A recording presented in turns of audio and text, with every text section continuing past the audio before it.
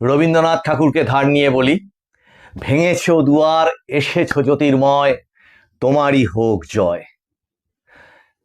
প্রত্যাশা মতোই শুভেন্দু অধিকারী রাজ্যের আগামী মুখ্যমন্ত্রী। এই খবরটা সকলের কাছেই এই মুহূর্তে পুরনো, এবং তার থেকেও বড় খবর যেটা, যে এটা কোনো খবরই না, এটাই সব থেকে বেশি প্রত্যাশিত ছিল। তাই সেটা যদি না হতো তাহলে সেটাই হতো খবর। কিন্তু কেন এই রবীন্দ্রনাথের এই লাইনটি দিয়ে শুরু করলাম? তার কারণ শুভেন্দু অধিকারী এই ব্যক্তিটি এমন একটি সময়ে, এমন একটি ভূখণ্ডের বলা যায় প্রশাসন পরিচালনার দায়িত্ব পেলেন, যে সময়টিকে বলা যায় এক ঐতিহাসিক যুগ সন্ধিক্ষণ। আমাদের রাত্রি শেষ হয়ে যখন সকাল হয়, ভোরের পরে নতুন সূর্যটা ওঠে, সেই যে মাঝখানের যে সময়টা, রাত্রিটা আস্তে আস্তে চলে যায়, তারপর সূর্য ওঠার মাধ্যম দিয়ে চারিদিক আলোকিত হতে থাকে। আমাদের পশ্চিমবঙ্গের ক্ষেত্রেও গত যে দীর্ঘ জমানা, সেই বামফ্রন্ট, তার আগে কংগ্রেস, তারপর এই স্বৈরাচারী একটি জমানা, যে দলটি একটি রাষ্ট্রবিরোধী দল, সমগ্র এই ভূখণ্ডকে এক অন্ধকার, রাত্রির থেকেও অন্ধকারে ঢেকে দিয়েছিল। সেই সময় ঘটল এই সূর্যোদয়। আজ থেকে দু থেকে 3 বছর আগে প্রায় একটি এপিসোডে আমি বর্ণনা করেছিলাম, একটি নাম দিয়েছিলাম যে বাংলার মুক্তি সূর্য। আজ সেটা যে হুবহু এইভাবে খেটে যাবে সেদিন আমি হয়তো ভাবিনি। আর একটা এপিসোড করেছিলাম যে একা প্রায় খুব কঠিন পরিস্থিতিতে, যখন দলের অনেক নেতা কর্মী রাস্তায় বেরোতে পারছেন না, এমন ভাবে মানে সর্বগ্রাসী এক স্বৈরতন্ত্র শাসন দিয়ে তাদের সমগ্র দিক থেকে কোণঠাসা করে ফেলা হচ্ছে, মৃত্যু হচ্ছে একের পর এক বিজেপির কর্মীদের।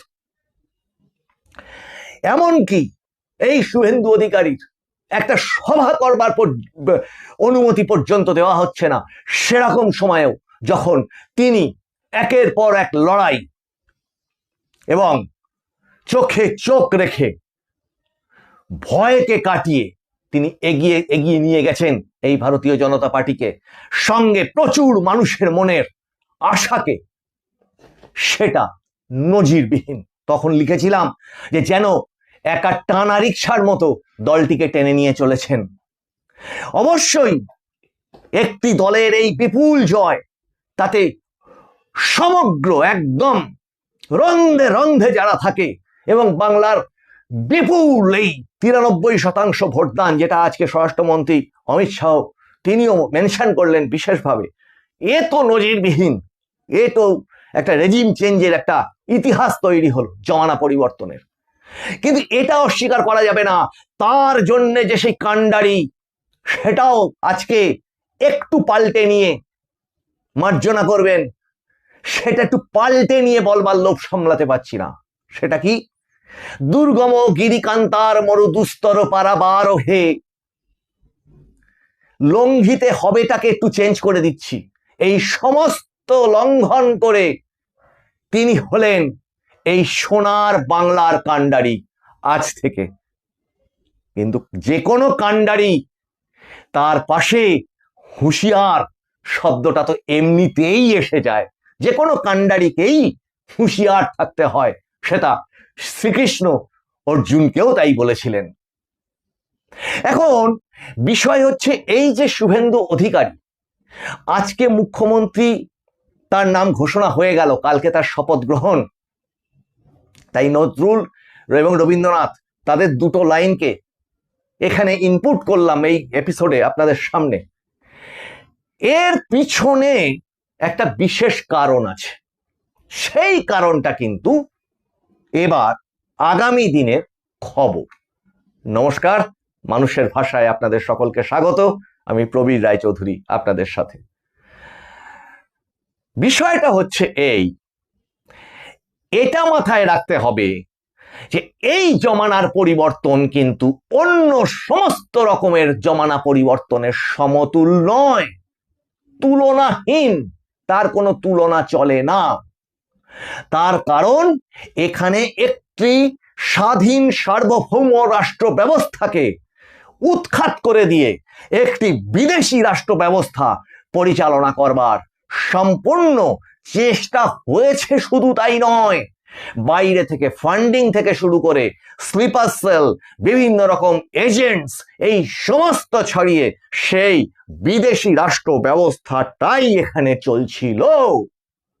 এবং যদি এটা বলি, আপনারা কমেন্টে লিখবেন যে একটু বেশিও বলছি কিনা, যে 34 বছরের বামফ্রন্ট সরকারের শাসন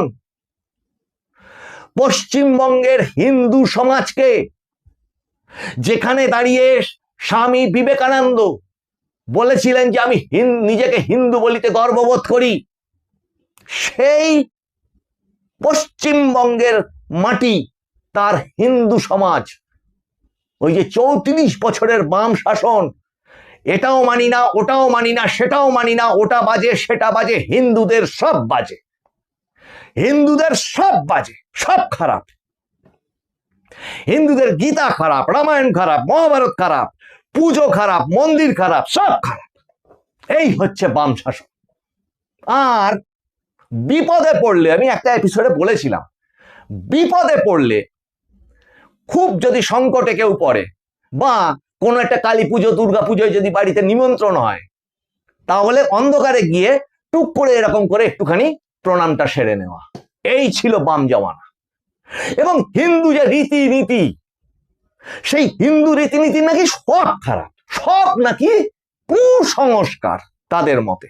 ফলত এ নিয়ে আরো প্রচুর, আমি নিজেও লিখেছি, প্রচুর জায়গায় বলেছি। এই এপিসোডটা সেটা নিয়ে আমি পঙ্কিল করতে চাইছি না, অন্তত ভাবটুকু বুঝতে পারছেন আপনারা যে কি ক্ষয়টা হয়েছিল হিন্দু সমাজের। আমি এটাও বলেছিলাম যে হিন্দু সমাজ, পশ্চিমবঙ্গের হিন্দু সমাজ, তাদের এখন গীতাটা কি কাজে লাগে, যদি কেউ নিকট, কেউ তাদের জীবনাবসান ঘটে, তখন শ্মশানে নিয়ে যেতে গেলে দশকর্মার দোকান থেকে এনে বুকের ওপর একটু দিয়ে দাও। এই হচ্ছে দাঁড়িয়েছিল পশ্চিমবঙ্গে গীতার ভূমিকা। অনেকেই আছেন পড়েন, ঠিক আছে, কিন্তু আমি সামগ্রিকটা বলছি। আর বাকি সেগুলো তো অস্তিত্বহীন হয়ে গেছিল। এই বাম শাসন পশ্চিমবঙ্গে হিন্দুদের নিজেদের ভিতর থেকে তারা যে কি জাত, কি ধর্মে বিশ্বাসী, সেটাকে প্রথম অবিশ্বাসের জায়গায় পৌঁছে দেওয়ার একটা পুরো আয়োজন তৈরি করে ফেলেছিল। তারপর কি চালু হলো? তারপর চালু হলো এমন একটি জমানা, ওটাকে সরিয়ে দিল মানুষ। ঠিক, ওটাকে সরিয়ে দিল। সেটাও একটা জমানা পরিবর্তন ঘটলো 2011। মানুষ অনেক আশা ভরসা করে যাকে নিয়ে আসলো, সে দেখা গেল আজকের এই ভয়ঙ্কর স্বৈরাচারী একজন নেত্রী। সে কল্পনা করতে পারেনি মানুষ তখন অত্যাচার সীমা ছাড়িয়ে কোন জায়গায় পৌঁছেছে। শুধু দর্শক বৃন্দ, একের পর এক এপিসোডে গ্রাম থেকে গ্রামান্তরে কি কি ঘটেছে আপনাদের সামনে এবার তুলে ধরবো, সব তুলে ধরবো। কিন্তু এই এপিসোডে কি বলতে চাইছি, তৎপরবর্তীতে যে জমানাটা আসলো, সেটা অন্ধের মতো একটি বিদেশি রাষ্ট্রের যে শাসন ব্যবস্থা এখানে গড়ে তুলছে, সেটা বাংলার মানুষ বুঝতে পারেনি, হিন্দুরা তো পারেইনি। এমনকি স্বীকার করতেও একদম ত্রুটি নেই।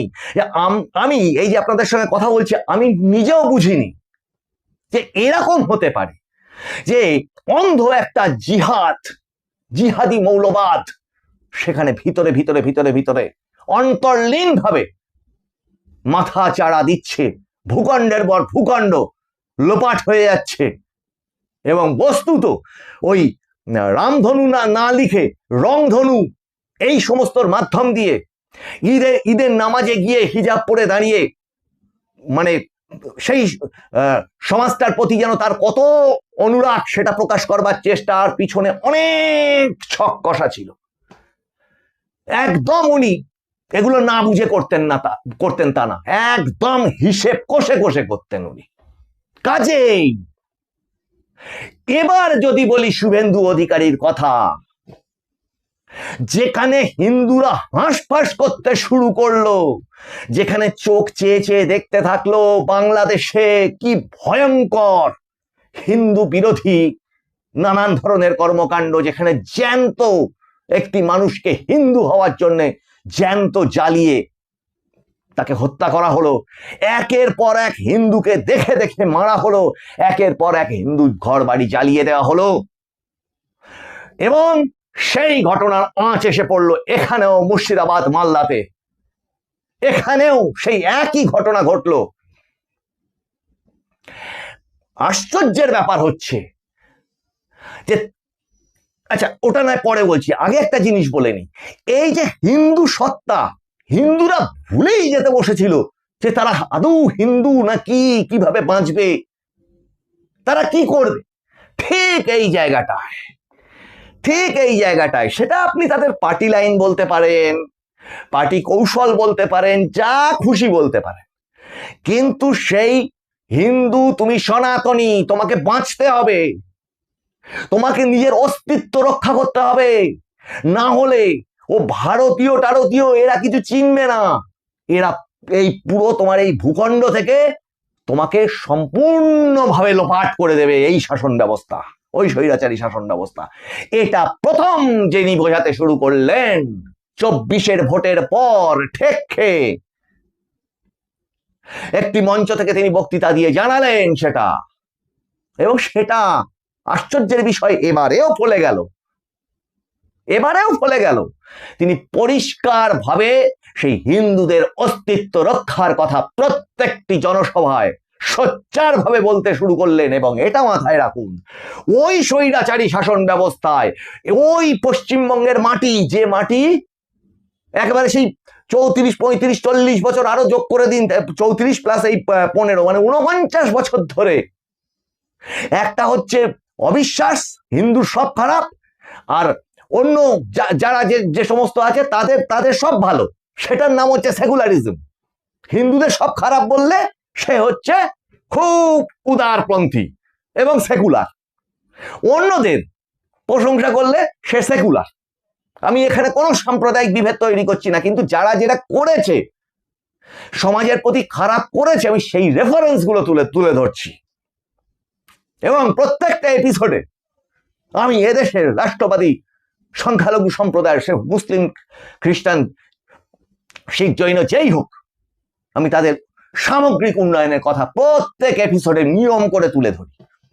কিন্তু শুভেন্দু অধিকারীর আসল কৃতিত্বটা একটি জাতিকে বাঁচানো, কিন্তু সেটা খুব সহজ ছিল না।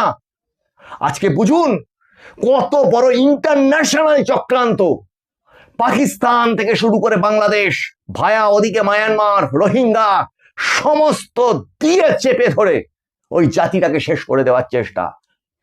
কাজেই আজকে শুভেন্দু অধিকারী শুধু মুখ্যমন্ত্রী, প্রাক্তন বিরোধী দলনেতা, বিজেপির একজন কর্মী, এইভাবে তার মূল্যায়ন হবে না।